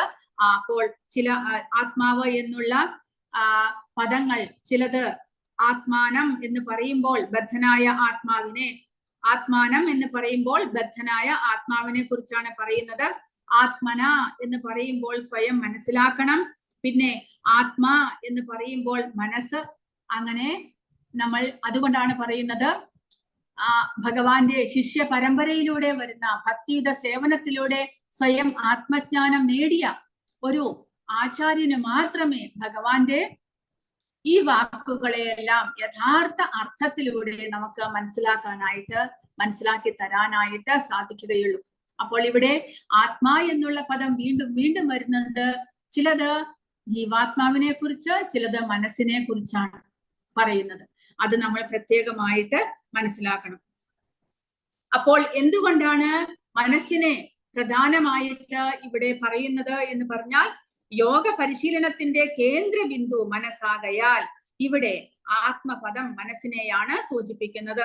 മനോനിയന്ത്രണവും ഇന്ദ്രിയ വിഷയങ്ങളുടെ ആകർഷണ വലയത്തിൽ നിന്ന് അതിനെ മോചിപ്പിക്കലുമാണ് യോഗത്തിന്റെ ലക്ഷ്യം എന്ന് പറയുന്നു. അപ്പോൾ ബദ്ധനായ ആത്മാവിനെ അജ്ഞാനത്തിന്റെ ചെളിക്കുണ്ടിൽ നിന്ന് കരകയറ്റാൻ ഉതകുന്ന പരിശീലനം മനസ്സിന് നൽകണം. കാരണം മനസ്സ് വില്ലിങ് ആയാൽ, മനസ്സ് തയ്യാറായാൽ നമുക്ക് ജീവാത്മാവിന് മോചനത്തിന് വേണ്ടി പരിശീലിക്കാൻ സാധിക്കും. കാരണം മനസ്സിലാണ് ചിന്തകൾ ഉണ്ടാകുന്നത്. നമ്മൾ രാവിലെ ബ്രഹ്മ മുഹൂർത്തത്തിൽ എണീക്കണം, ഹരേ കൃഷ്ണ മഹാമന്ത്രം ജപിക്കണം എന്നെല്ലാം പറയുമ്പോൾ, രാവിലെ എണീക്കാൻ നോക്കുമ്പോൾ, അലാറം വെച്ച് എണീക്കാൻ നോക്കുമ്പോൾ മനസ്സ് വിലങ്ങുതടിയായാൽ, മനസ്സിനുള്ളിൽ ചിന്തകൾ വന്നാൽ കുറച്ചു നേരം കൂടെ ഉറങ്ങിയിട്ട് പോകാം, ഇന്നലെ കിടക്കുമ്പോൾ വൈകി, അല്ലെങ്കിൽ ഇപ്പോൾ നല്ല തണുപ്പുണ്ട്, ഇപ്പോൾ എണീക്കേണ്ട, ഇന്ന് ഹോളിഡേ ആണ്, പിന്നെയും ജപിക്കാം നമുക്ക്. അങ്ങനെയെല്ലാം മനസ്സിൽ ചിന്തകൾ വന്നാൽ ആത്മാവ് അതിനനുസരിച്ച് താഴ്ന്നു പോകുന്നു. നേരെ മറിച്ച് മനസ്സ് ആത്മാവിന്റെ സുഹൃത്താണെങ്കിൽ അലാറം അടിച്ചയുടനെ പ്രഭുപാദരുടെ ആ ഒരു വാക്കുകൾ ഓർമ്മ വരികയും ഭഗവാന്റെ സന്തോഷത്തിനായിക്കൊണ്ട് നമ്മൾ എണീറ്റ് നാമം ജപിക്കുകയും ചെയ്യും. അപ്പോൾ മനസ്സിനെ നിയന്ത്രിക്കാനായിട്ട് ആത്മാവിന്റെ സുഹൃത്താക്കി മാറ്റണം എന്നാണ് പറയുന്നത്. നിയന്ത്രിത മനസ്സ് ഒരു സുഹൃത്തായിട്ട് പരമാത്മാവിന്റെ നിർദ്ദേശം പിന്തുടരുന്നു. ഇന്ദ്രിയ സംതൃപ്തിയിൽ നിന്ന് വേർപെട്ട് ഫലം അത്തരം മനസ്സ് ജീവാത്മാവിനെ ഉയർത്തുന്നു. എന്നാലോ മനസ്സ് ശത്രുവായിട്ട് മാറിയാൽ കാമം, കോപം, മിഥ്യാബോധം മുതലായവയുടെ നിർദ്ദേശങ്ങൾ പിന്തുടരുന്നു. ഇന്ദ്രിയ സംതൃപ്തിയുമായിട്ട് അതിനെ ബന്ധിപ്പിച്ചിരിക്കുന്നു. അതിന്റെ ഫലം അപമാനവും വിഷമവും എല്ലാം അനുഭവിക്കേണ്ടതായിട്ട് വരുന്നു. അതുകൊണ്ട് അമൃതബിന്ദു ഉപനിഷത്തിൽ ഇങ്ങനെ പറഞ്ഞിരിക്കുന്നു എന്ന് പ്രഭുപാദ് ഇവിടെ പറഞ്ഞിരിക്കുന്നു. അതായത് മനയേവ മനുഷ്യാണാം കാരണം ബന്ധമോക്ഷയോഹോ ബന്ധായ വിഷയാസംഗോ മുക്തേർ നിർവിഷയം മനഃ. മനുഷ്യന് ബന്ധനത്തിനും മോചനത്തിനും മനസ്സ് തന്നെ കാരണം. വിഷയാസക്തമാകുമ്പോൾ ബന്ധനത്തിനും വിഷയങ്ങളിൽ നിന്ന് വേർപെട്ടാൽ മുക്തിക്കും അത് ഹേതുവാകുന്നു. നമുക്ക് ഭൗതിക വിഷയങ്ങളിൽ ആഗ്രഹങ്ങളെല്ലാം ഇല്ലാതാക്കാനായിട്ട് മനസ്സ് നമ്മളെ സഹായിക്കും. അതിനു വേണ്ടി നമ്മൾ പരിശ്രമിക്കുമ്പോൾ മനസ്സിന്റെ സഹായത്തോടെ നമുക്ക് വൈരാഗ്യം പരിശീലിക്കാൻ സാധിക്കും. നേരെ മറിച്ച് ഇന്ദ്രിയ വിഷയങ്ങളിൽ അതിയായ ആസക്തിയുള്ള വ്യക്തിക്ക് ആ മനസ്സാണ് ശത്രുവായിട്ട് നിൽക്കുന്നത്. മനസ്സിന് വീണ്ടും പുതിയ പുതിയ ആഗ്രഹങ്ങൾ വന്നുകൊണ്ടേയിരിക്കുന്നു. ബന്ധുരാത്മാത്മനസ്തസ്യ ഏനാത്മൈവാത്മനാജിതഃ അനാത്മനസ്തു ശത്രുത്വേ വർത്തേതാത്മൈവ ശത്രുവാത്. മനസ്സിനെ ജയിച്ചവന് മനസ്സ് തന്നെയാണ് ഉറ്റ സുഹൃത്ത്. അതിന് കഴിയാത്തവനാകട്ടെ മനസ്സ് പരമ ശത്രുവുമായിരിക്കും എന്നാണ് ഇവിടെ ഭഗവാൻ പറയുന്നത്. മനുഷ്യധർമ്മം നിറവേറ്റുന്നതിൽ ഒരു ആത്മസുഹൃത്താക്കാൻ വേണ്ടി മനസ്സിനെ നിയന്ത്രിക്കലാണ് അഷ്ടാംഗ യോഗചര്യയുടെ ലക്ഷ്യം. അപ്പോൾ അഷ്ടാംഗ യോഗചര്യയിൽ പ്രധാനമായിട്ട് ചെയ്യുന്നത് ഈ മനസ്സിനെ നിയന്ത്രിക്കുക. അതിനു വേണ്ടിയിട്ടാണ് ഈ ആസനം, പ്രാണായാമം മുതലായിട്ടുള്ള യോഗചര്യകളെല്ലാം പരിശീലിക്കുന്നത്. അതിലൂടെ മനസ്സിനെ നിയന്ത്രിക്കാനായിട്ട് സാധിക്കുന്നു. മനസ്സിനെ എന്തിനു വേണ്ടിയിട്ട് പരിശീലിപ്പിക്കണം? ബദ്ധനായ ആത്മാവിനെ അജ്ഞാനത്തിന്റെ ചെളിക്കുണ്ടിൽ നിന്നും കയറ്റുവാനായിട്ട്. അജ്ഞാനത്തിന്റെ ചെളിക്കുണ്ട് എന്ന് പറഞ്ഞാൽ ഒരാൾ മനസ്സിന്റെയും ഇന്ദ്രിയങ്ങളുടെയും സ്വാധീനത്തിന് വിധേയനാണ്. നമ്മളിപ്പോൾ ശരീരബോധത്തിൽ മനസ്സ് എന്ത് ഡിക്റ്റേറ്റ് ചെയ്യുന്നോ അതനുസരിച്ചാണ് ഇന്ദ്രിയങ്ങൾ പ്രവർത്തിക്കുന്നത്. അപ്പോൾ മനസ്സിന്റെ നിയന്ത്രണത്തിലാണ് നമ്മുടെ ശരീരം മുഴുവനും എന്ന് വേണമെങ്കിൽ പറയാം. എന്നാലോ ഭൗതിക പ്രകൃതിക്ക് മേൽ ആധിപത്യം നേടാൻ ആഗ്രഹിക്കുന്ന മിഥ്യ അഹങ്കാരവുമായി മനസ്സ് ബന്ധപ്പെട്ടിരിക്കുന്നു. അതുകൊണ്ടാണ് വാസ്തവത്തിൽ വിശുദ്ധനായ ആത്മാവ് ഭൗതിക ലോകത്തിൽ കുടുങ്ങിയിരിക്കുന്നത്. അപ്പോൾ മനസ്സിന് പല തരത്തിലുള്ള ആഗ്രഹങ്ങളും ഉണ്ടാകുമ്പോൾ അതും കൂടാതെ ഉടമസ്ഥാവകാശ ബോധം, മിഥ്യ അഹങ്കാരം എല്ലാം ഉള്ള ആ ശരീരവും കൂടെ ഒരുമിച്ച് ചേർന്നിട്ട് ജീവാത്മാവിനെ ബന്ധനത്തിലാക്കുന്നു. 3-ാമത്തെ അധ്യായത്തിൽ ഭഗവാൻ പറയുന്നു, കാമയേഷ ക്രോധയേഷ രജോ ഗുണ സമുദ്ഭവഃ മഹാശനോ മഹാപാപ്മാ വിദ്യേന മിഹ വൈരിണം. കാമം, ആ കാമത്തിന്റെ ഇരിപ്പിടങ്ങളായിട്ട് ഭഗവാൻ പറഞ്ഞത് ഇന്ദ്രിയങ്ങൾ, മനസ്സ്, ബുദ്ധി എന്നിവയാണ് ഭഗവാൻ പറയുന്നത്. പ്രധാനപ്പെട്ട ശരീരത്തിന്റെ പ്രധാനപ്പെട്ട മേഖലകളിലാണ് ആ കാമം അല്ലെങ്കിൽ അജ്ഞാനം ജീവാത്മാവിനെ ആവരണം ചെയ്ത്, അജ്ഞാനത്താൽ ആവരണം ചെയ്ത് ആ കാമം ഇന്ദ്രിയങ്ങളെയും മനസ്സിനെയും എല്ലാം കൺട്രോൾ ചെയ്യുന്നു. അപ്പോൾ ആ ഭൗതികതയിൽ നിന്നുള്ള മോചനത്തിനായിക്കൊണ്ട് പ്രധാനമായിട്ട് മനസ്സിനെയാണ് നിയന്ത്രിക്കുന്നത്. അതിനു വേണ്ടിയിട്ട് അഷ്ടാംഗ യോഗി ആസന പ്രാണായാമ പ്രക്രിയകളിലൂടെ മനസ്സിനെ നിയന്ത്രിക്കാനായിട്ട് പരിശീലിപ്പിക്കുന്നു. ഏത് തത്വത്തിലാണ് ഒരാൾ മനസ്സിനെ പരിശീലിപ്പിക്കേണ്ടത്? ഭൗതിക പ്രകൃതിയുടെ തിളക്കത്താൽ ആകൃഷ്ടമാകാത്ത വിധം മനസ്സിനെ പരിശീലിപ്പിക്കേണ്ടതുണ്ട്. എന്നാലേ ബദ്ധനായ ആത്മാവിന് രക്ഷയുള്ളൂ. ഇന്ദ്രിയ വസ്തുക്കളോടുള്ള ആകർഷണത്താൽ അധപ്പതിക്കരുത്. ഇന്ദ്രിയ വസ്തുവിനോട് ചേർന്നിരിക്കുന്ന മനസ്സ് ബന്ധനത്തിന് കാരണമാകുന്നു. ഇന്ദ്രിയ വസ്തുക്കളിൽ നിന്ന് വേർപെട്ട മനസ്സ് വിമോചനത്തിന് കാരണമാകുന്നു. മനയേവ മനുഷ്യാണാം കാരണം ബന്ധമോക്ഷയോഹോ എന്നാണ് പറയുന്നത്. അപ്പോൾ കാമത്തിൽ ഏർപ്പെട്ടിരിക്കുന്ന മനസ്സ്, ഇന്ദ്രിയങ്ങൾക്ക് ഇന്ദ്രിയ വസ്തുക്കളിൽ ആകർഷണം ഉണ്ടായി മനസ്സിന് അതിൽ ആകർഷണം വന്നു കഴിഞ്ഞാൽ അത് ജീവാത്മാവിന്റെ അധപ്പതനത്തിന് കാരണമാകുന്നു. നേരെ മറിച്ച് മനസ്സിനെ നമുക്ക് മിത്രമാക്കാൻ സാധിച്ചാൽ ആ മനസ്സ് മൂലം ജീവാത്മാവിന് മോചനം സാധ്യമാകുന്നു. ജിതാത്മനഃ പ്രശാന്തസ്യ പരമാത്മാ സമാഹിതഃ ശീതോഷ്ണ സുഖ ദുഃഖേഷു തഥാ മാനാപമാനയോഃ ജ്ഞാനവിജ്ഞാന തൃപ്താത്മാ കൂടസ്ഥോ വിചിതേന്ദ്രിയഃ യുക്ത ഇത്യുച്യതേ യോഗി സമലോഷ്ടാശ്മകാഞ്ചനഃ സുഹൃന്മിത്രാസുദാസീന മധ്യസ്ഥദ്വേഷ്യബന്ധുഷു സാധുഷ്വഭീച പാപേഷു സമബുദ്ധിർവിശിഷ്യതേ.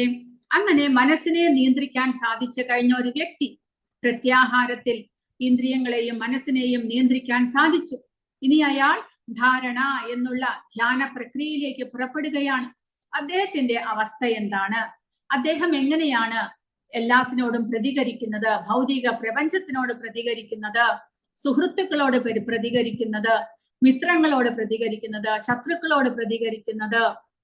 അപ്പോൾ അങ്ങനെയുള്ള ആ വ്യക്തിയുടെ മനസ്സും ഇന്ദ്രിയങ്ങളും നിയന്ത്രണ വിധേയമായ ഒരു വ്യക്തി, അദ്ദേഹം ഇനി അഷ്ടാംഗയോഗ പരിശീലനത്തിൽ സമാധിയിലേക്ക്, ധ്യാനത്തിലേക്ക് പുറപ്പെടാൻ പോകുകയാണ്.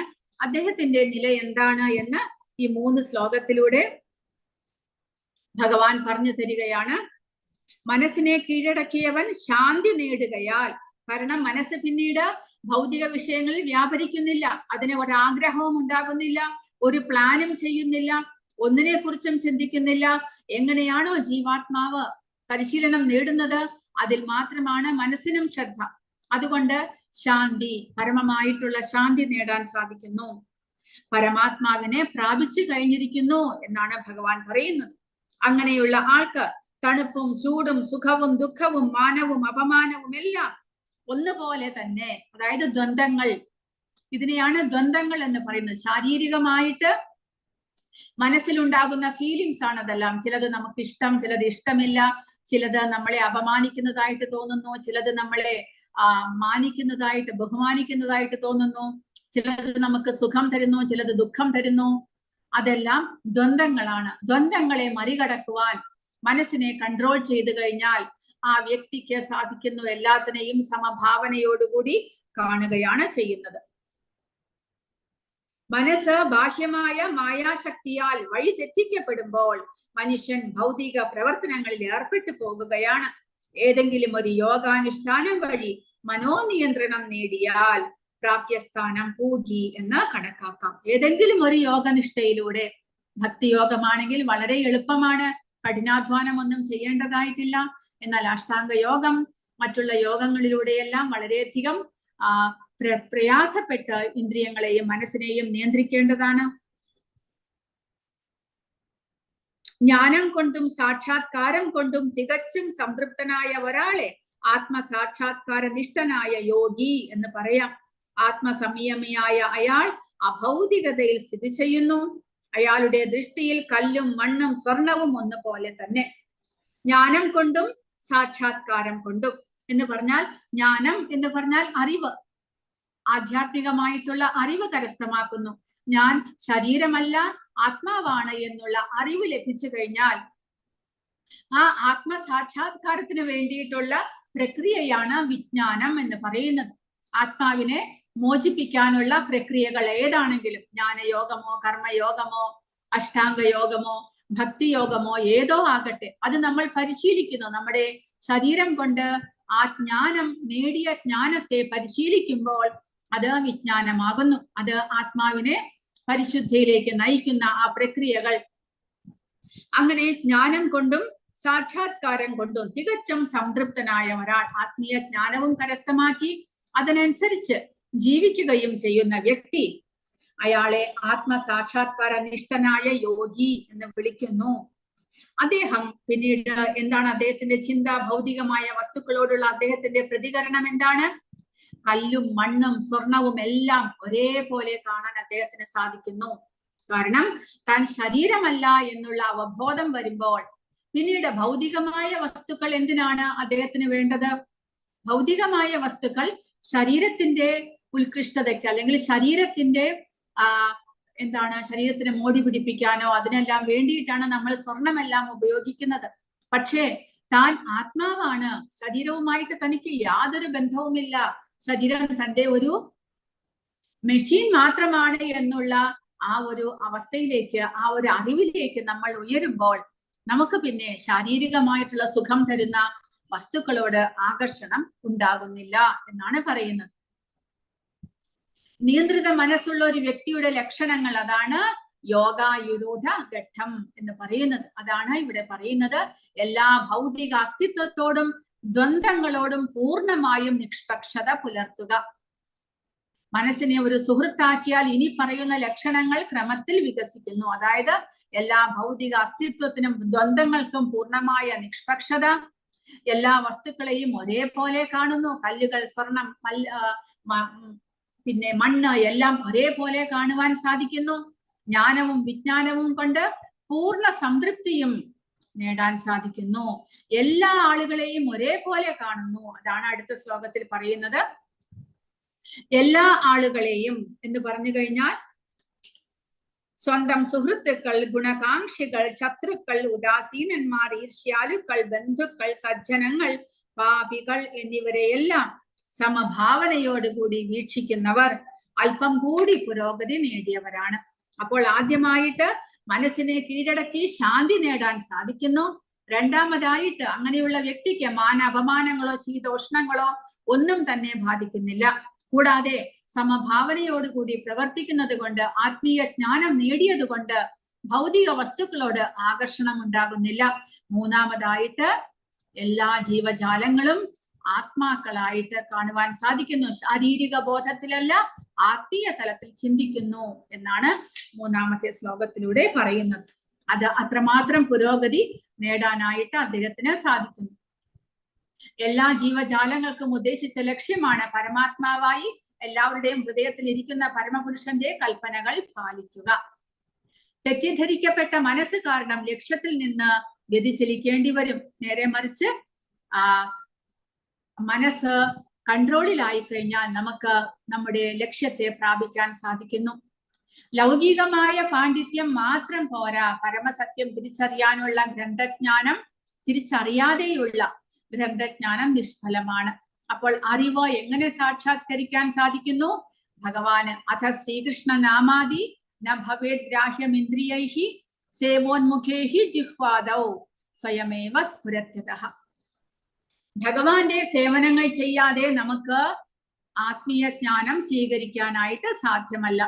നമ്മളുടെ ഇന്ദ്രിയങ്ങളെല്ലാം കൊണ്ട് ഭഗവാന്റെ സേവനങ്ങൾ ചെയ്യുമ്പോൾ പരിശുദ്ധമായി നമുക്ക് ആത്മജ്ഞാനം കരസ്ഥമാക്കാനായിട്ട് സാധിക്കും. അതിനു വേണ്ടിയിട്ട് രൂപ ഗോസ്വാമി പറയുന്നത് സേവോന്മുഖേഹി ജിഹ്വാദൗ, നമ്മുടെ നാവ് മുതലായിട്ടുള്ള ഇന്ദ്രിയങ്ങളെ കൊണ്ട് ഭഗവാന്റെ സേവനങ്ങൾ ചെയ്യുക. ആദ്യം നാവാണ്. ഭഗവാന്റെ നാമജപത്തിൽ തുടങ്ങണം. എന്നിട്ട് മറ്റുള്ള ഇന്ദ്രിയങ്ങളെയും കൂടി ഒരുമിച്ച് ഭഗവാന്റെ സേവനത്തിലേക്ക് ഇറക്കി കഴിഞ്ഞാൽ സ്വയമേവ സ്ഫുരത്യതഃ, സ്വയം നമ്മുടെ ഉള്ളിൽ ആ അറിവ് നമുക്ക് ഉയർന്നു വരുന്നു, ഉണർന്നു വരുന്നു എന്നാണ് പറയുന്നത്. ഭഗവത്ഗീത കൃഷ്ണാവബോധത്തിന്റെ ശാസ്ത്രമാണ്. ലൗകിക പാണ്ഡിത്യം കൊണ്ട് ആർക്കും കൃഷ്ണാവബോധം ഉദിക്കില്ല. നമ്മൾ ഭൗതികമായിട്ടുള്ള ജ്ഞാനം, അതായത് ഹിസ്റ്ററി, കെമിസ്ട്രി, ജോഗ്രഫി, ഫിസിക്സ് ഇതെല്ലാം പഠിച്ചത് കൊണ്ട് ആത്മീയ ജ്ഞാനം ലഭിക്കില്ല. പിന്നെയോ ആത്മീയ ജ്ഞാനം ലഭിക്കണമെങ്കിൽ നമ്മൾ സേവകൾ ചെയ്യണം. ഡിവോഷണൽ സർവീസ്, ഭഗവാന്റെ സേവനങ്ങൾ ചെയ്താൽ മാത്രമേ ആത്മജ്ഞാനം ലഭിക്കുകയുള്ളൂ. ഭഗവാന്റെ സേവനങ്ങൾ എന്ന് പറയുമ്പോൾ നമ്മുടെ ഇന്ദ്രിയങ്ങളെല്ലാം ഉപയോഗിക്കണം. അതായത് ചെവി കൊണ്ട് കേൾക്കണം, ഭഗവാനെ കുറിച്ച് കേൾക്കണം. കണ്ണുകൊണ്ട് ഭഗവാന്റെ രൂപത്തെ കാണണം, ഭഗവാനെ ആരാധിക്കണം. മൂക്കുകൊണ്ട് ഭഗവാൻ അർപ്പിച്ച പൂക്കളെ ഗന്ധം നുകരണം. നാവുകൊണ്ട് ഭഗവാന്റെ നാമം ജപിക്കണം, ഭഗവാന് നിവേദിച്ച പ്രസാദം ഭക്ഷിക്കണം. കൈകൾ കൊണ്ട് ഭഗവാന്റെ സേവനങ്ങൾ ചെയ്യുക.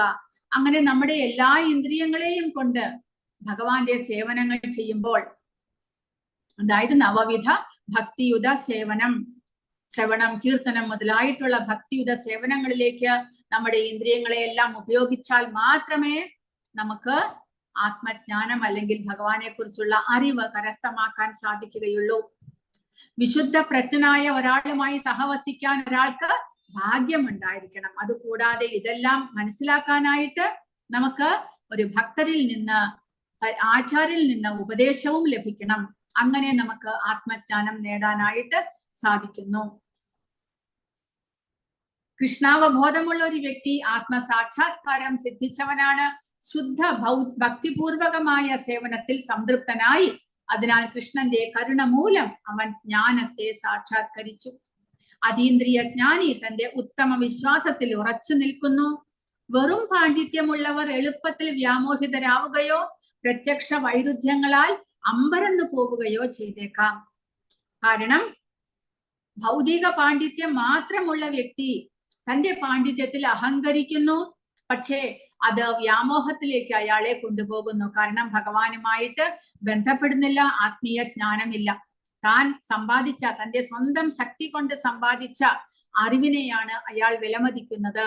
പക്ഷേ ഇതെല്ലാം ഭഗവാനാൽ നിർമ്മിതമാണ് എന്ന് അയാൾ ചിന്തിക്കുന്നില്ല. ഭഗവാന്റെ കൺട്രോളിലാണ് ഈ പ്രകൃതി മുഴുവനും എന്ന് അദ്ദേഹം ചിന്തിക്കുന്നില്ല. അതുകൊണ്ട് മായയുടെ ശക്തിയാൽ വ്യാമോഹിതനായേക്കാം.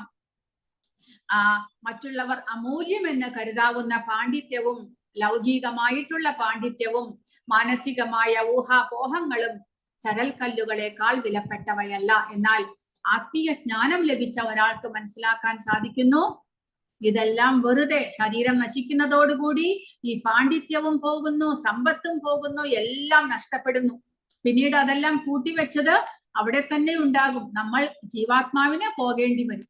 അതുകൊണ്ട് അതിന് യാതൊരു മൂല്യവുമില്ല എന്ന് ആത്മജ്ഞാനം ലഭിച്ചവർക്ക് മനസ്സിലാക്കാനായിട്ട് സാധിക്കുന്നു. അതാണ് ജ്ഞാനത്തിന്റെ ശക്തി എന്ന് പറയുന്നത്. കൃഷ്ണാവബോധമുള്ള വ്യക്തികളുടെ കൂട്ടായ്മ എടുക്കുന്നതിൽ ഊന്നൽ കൊടുക്കുന്നു ഭക്തൻ. ഭഗവത്ഗീത കൃഷ്ണാവബോധത്തിന്റെ ശാസ്ത്രമാണ്. ലൗകികമായ പാണ്ഡിത്യത്താൽ ഭഗവത്ഗീത മനസ്സിലാക്കാൻ സാധ്യമല്ല. MA PhD എല്ലാം ഉണ്ടെങ്കിലും ഭഗവാനിൽ ശ്രദ്ധ, ഭക്തി ഇതൊന്നും ഇല്ലെങ്കിൽ ഭഗവത്ഗീത ഒരിക്കലും മനസ്സിലാക്കാൻ സാധ്യമല്ല.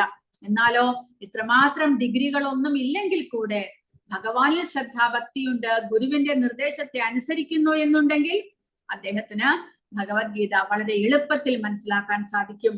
അതിന് പ്രഭുപാദ ഈ ഭഗവത്ഗീതയുടെ ആമുഖത്തിൽ പ്രഭുപാദ ഉദാഹരണം പറയുന്നുണ്ട്. അതായത് ഇവിടെ ശ്രീരംഗത്തിൽ ചൈതന്യ മഹാപ്രഭു ഒരു തവണ ദർശനം കഴിക്കാനായിട്ട് പോകുന്ന സമയത്താണ് അവിടുത്തെ അമ്പലത്തിന്റെ ചവിട്ടുപടിയിൽ ഒരു ബ്രാഹ്മണൻ ഇരുന്നു കൊണ്ട് ഒരു പുസ്തകം നിവർത്തി വെച്ച് അത് നോക്കി കരഞ്ഞുകൊണ്ടേയിരിക്കുന്നു. അപ്പോൾ ചൈതന്യ മഹാപ്രഭു അദ്ദേഹത്തിന്റെ അടുക്കൽ പോയിട്ട് അങ്ങ് എന്തിനാണ് കരയുന്നത് എന്ന് ചോദിക്കുന്നു. ഏത് പുസ്തകമാണ് വായിക്കുന്നത് എന്ന് നോക്കിയപ്പോൾ ഭഗവത്ഗീതയാണ്. പക്ഷെ തല തിരിച്ചു പിടിച്ചിരിക്കുന്നു ആ വ്യക്തി. ആ ബ്രാഹ്മണൻ ഭഗവത്ഗീത തല തിരിച്ചു പിടിച്ചിട്ട് അത് നോക്കി നോക്കി നോക്കി കരയുകയാണ്. അപ്പോൾ ചൈതന്യ മഹാപ്രഭു ചോദിച്ചു, അങ്ങ് എന്താണ് വായിക്കുന്നത് എന്ന്. കാരണം തല തിരിച്ചു പിടിച്ച പുസ്തകത്തെ എങ്ങനെ വായിക്കാൻ സാധിക്കും? അദ്ദേഹം ചോദിച്ചു, അങ്ങ് എന്താണ് വായിക്കുന്നത്? അപ്പോൾ അദ്ദേഹം പറഞ്ഞു, ബ്രാഹ്മണൻ പറഞ്ഞു, ഞാൻ ഭഗവത്ഗീത വായിക്കുകയാണ്. പക്ഷെ എനിക്ക് അക്ഷരം വായിക്കാനോ എഴുതാനോ ഒന്നും അറിയില്ല. അദ്ദേഹം ഒന്നും പഠിച്ചിട്ടില്ല. എങ്കിലും ആ ബ്രാഹ്മണന്റെ ഗുരു അദ്ദേഹത്തെ നിർദ്ദേശിച്ചു, ദിവസവും ഭഗവത്ഗീത വായിക്കണം. ഗുരുവിന്റെ നിർദ്ദേശത്തെ എങ്ങനെ തള്ളിക്കളയാൻ സാധിക്കും? അതുകൊണ്ട് ഞാൻ ദിവസവും ഈ ഭഗവത്ഗീതയും പിടിച്ച് ഇവിടെ വന്നിരിക്കും. മറ്റുള്ളവരെല്ലാവരും ഈ ബ്രാഹ്മണനെ നോക്കി കളിയാക്കും. കാരണം ആ ബ്രാഹ്മണന് എഴുതാനും വായിക്കാനും അറിയില്ല എന്ന് എല്ലാവർക്കും അറിയാം. കൂടാതെ അദ്ദേഹത്തിന് പുസ്തകം എങ്ങനെയാണ് പിടിക്കേണ്ടത് എന്ന് പോലും അറിയില്ല. അപ്പോൾ ഇങ്ങനെയുള്ള വ്യക്തി ഭഗവത്ഗീത എന്താണ് പഠിക്കുന്നത് എന്ന് വിചാരിച്ച് മറ്റുള്ളവർ കളിയാക്കും. പക്ഷേ ആ ബ്രാഹ്മണൻ ചൈതന്യ മഹാപ്രഭുവിനോട് പറഞ്ഞു, ഈ പുസ്തകം തുറന്ന ഉടനെ എനിക്ക് കാണാൻ സാധിക്കുന്നത് ആ അർജുനന്റെ സഖാവായിട്ടുള്ള ഭക്തവത്സലനായിട്ടുള്ള ആ പാർത്ഥ സാരഥിയെയാണ്. അദ്ദേഹം എത്ര കരുണാമയനാണ്. ഭഗവാനായിട്ടും കൂടെ അർജുനന്റെ സേവകനായി, അർജുനന്റെ സാരഥിയായിട്ട് അദ്ദേഹം വന്നിരിക്കുന്നു. ആ ഒരു അദ്ദേഹത്തിന്റെ ദൃശ്യം ഉണ്ടാകുന്ന സമയത്ത് എന്റെ കണ്ണിൽ കണ്ണുനീർ നിറയുന്നു എന്നാണ് അദ്ദേഹം പറയുന്നത്. പുസ്തകം തുറന്ന ഉടനെ ആ കരുണാമയനായിട്ടുള്ള പാർത്ഥസാരഥി എനിക്ക് കാണാൻ സാധിക്കുന്നു. അപ്പോൾ ചൈതന്യ മഹാപ്രഭു പറഞ്ഞു, ഇതാണ് അങ്ങ് പൂർണ്ണമായ ജ്ഞാനം നേടിയിരിക്കുന്നു. അങ്ങക്ക് എഴുതാനോ വായിക്കാനോ ഒന്നും ആവശ്യമില്ല. അതൊന്നും അങ്ങക്ക് പാണ്ഡിത്യമില്ല എന്ന് അങ്ങ് വിചാരിക്കരുത്. കാരണം അങ്ങേക്ക് ഭഗവത്ഗീതയുടെ തത്വം മനസ്സിലാക്കാനായിട്ട് സാധിച്ചിരിക്കുന്നു. കാരണം എല്ലാം എല്ലാം എല്ലാം ആ ഭഗവാൻ തന്നെയാണ് എന്നുള്ള അറിവ് ആ ബ്രാഹ്മണന് സാധിച്ചിരിക്കുന്നു. അപ്പോൾ ലൗകികമായ പാണ്ഡിത്യം ആത്മീയ ജ്ഞാനം നേടുന്നതിന് ഒരു ഉപാധി അല്ല എന്ന് മനസ്സിലാക്കണം. ലൗകികമായ പാണ്ഡിത്യത്തെ ആശ്രയിച്ചല്ല ഭക്തിയുത സേവനം നിലനിൽക്കുന്നത്. ഭക്തിരസാമൃത സിന്ധുവിലും രൂപ ഗോസ്വാമി പറയുന്നത് അതാണ്. ഭക്തി എന്നുള്ളത് ഒന്നിനെയും ആശ്രയിച്ചിരിക്കുന്നില്ല. ഭക്തി എന്നുള്ളത് സ്വതന്ത്രമാണ്. ഭക്തി ലഭിക്കുവാൻ വേണ്ടിയിട്ട് ഉപാധികളൊന്നുമില്ല. ലൗകികമായ പാണ്ഡിത്യമോ ഉന്നതമായ കുലങ്ങളിലെ ജനനമോ പുണ്യകർമ്മങ്ങളുടെ ആ ഒരു ശേഖരണമോ ആത്മീയ ജ്ഞാനമോ കർമ്മയോഗമോ ഇതൊന്നും തന്നെ ഭക്തി ലഭിക്കുവാനുള്ള ഉപാധികളല്ല. ഭക്തി സ്വതന്ത്രമാണ്. പിന്നെയോ ഭക്തി എങ്ങനെ ലഭിക്കാം? ഭഗവാന്റെയും ഗുരുവിന്റെയും കരുണ മൂലം ഒരാൾക്ക് ഭക്തി ലഭിക്കുന്നു എന്നാണ് പറയുന്നത്. ഭഗവാനിലുള്ള അചഞ്ചലമായ വിശ്വാസവും ഭക്തിയും ഭഗവാനെ സേവിക്കണമെന്നുള്ള ആഗ്രഹവും അതുമാത്രം മതി ഭക്തി വളരുവാനായിട്ട്. അപ്പോൾ അതാണ് ഇവിടെ പറയുന്നത്. കൃഷ്ണാവബോധമുള്ള വ്യക്തിക്ക് ലൗകികമായ പാണ്ഡിത്യം പുച്ഛമായിട്ട് തോന്നുന്നു. കാരണം അത് ജീവാത്മാവിന് ഒരു പ്രയോജനവും ചെയ്യുന്നില്ല. നമ്മൾ ഈ ലോകത്തിൽ ഈ ശരീരം കൊണ്ട് ജീവിക്കുന്നിടത്തോളം കാലം ശരീരത്തിന് മാത്രമേ ഈ ലൗകികമായിട്ടുള്ള പാണ്ഡിത്യമെല്ലാം പ്രയോജനം നൽകുന്നുള്ളൂ. ആത്മാവിനെ മോചിപ്പിക്കണമെങ്കിൽ നമുക്ക് ആത്മജ്ഞാനം തന്നെ വേണം. ആത്മാവിനെ പരിശുദ്ധമാക്കണം. അതിന് ഭക്തിയുത സേവനമില്ലാതെ ലൗകികമായ പാണ്ഡിത്യം ഒരു പ്രയോജനവും നൽകുന്നില്ല. അപ്പോൾ യഥാർത്ഥ ഭാഗ്യം എന്നുള്ളത് നമുക്ക് നമ്മുടെ ഭാഗ്യം ഒരു ഉന്നതമായ കുലത്തിൽ ജനിക്കുകയോ ഭൗതികമായ അനേകം ഡിഗ്രികൾ ലഭിക്കുകയോ വളരെയധികം ഐശ്വര്യത്തോടു കൂടി ജീവിക്കുകയോ ഇതൊന്നുമല്ല ഭാഗ്യം എന്നുള്ളത്. ഭാഗ്യം എന്നുള്ളത് വിശുദ്ധനായിട്ടുള്ള പരിശുദ്ധനായ ഒരു ആചാര്യനുമായിട്ട് ഭക്തന്മാരുമായിട്ട് സത്സംഗം ചെയ്യാൻ സാധിക്കുക എന്നുള്ളതാണ്. അതാണ് നമ്മുടെ ഏറ്റവും വലിയ ഭാഗ്യമായിട്ട് നമ്മൾ കരുതേണ്ടത്. അതുകൊണ്ട് മാത്രമേ ജീവാത്മാവിന് പരിശുദ്ധിയിലേക്ക് ഉയരാനായിട്ട് സാധിക്കുകയുള്ളൂ. ഭൗതികതയിൽ നിന്നുള്ള മോചനം സാധ്യമാകുകയുള്ളൂ.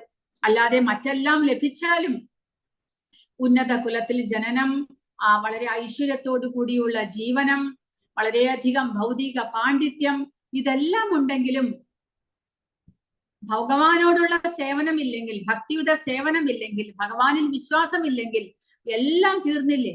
വീണ്ടും അടുത്ത ജന്മത്തിൽ ഏതെങ്കിലും ഒരു ജീവിയായിട്ട് മനുഷ്യജന്മം കിട്ടിയാൽ കിട്ടി, ഇല്ലെങ്കിൽ ഏതെങ്കിലും ഒരു ജീവിയായിട്ട് ജനിക്കേണ്ടി വരില്ലേ? നേരെ മറിച്ച് ഇതൊന്നുമില്ലെങ്കിലും ഭക്തന്മാരുടെ സത്സംഗം ഉണ്ടായാൽ ഒരാൾക്ക് ആ ആത്മാവിനെ പരിശുദ്ധിയിലേക്ക് നയിക്കാനായിട്ട് സാധിക്കുന്നു. അപ്പോൾ അതാണ് യഥാർത്ഥ ഭാഗ്യം എന്ന് നമ്മൾ മനസ്സിലാക്കണം. ഹരേ കൃഷ്ണ. ആർക്കെങ്കിലും എന്തെങ്കിലും ചോദ്യമോ സംശയമോ ഉണ്ടെങ്കിൽ ചോദിക്കുക. ഹരേ കൃഷ്ണ.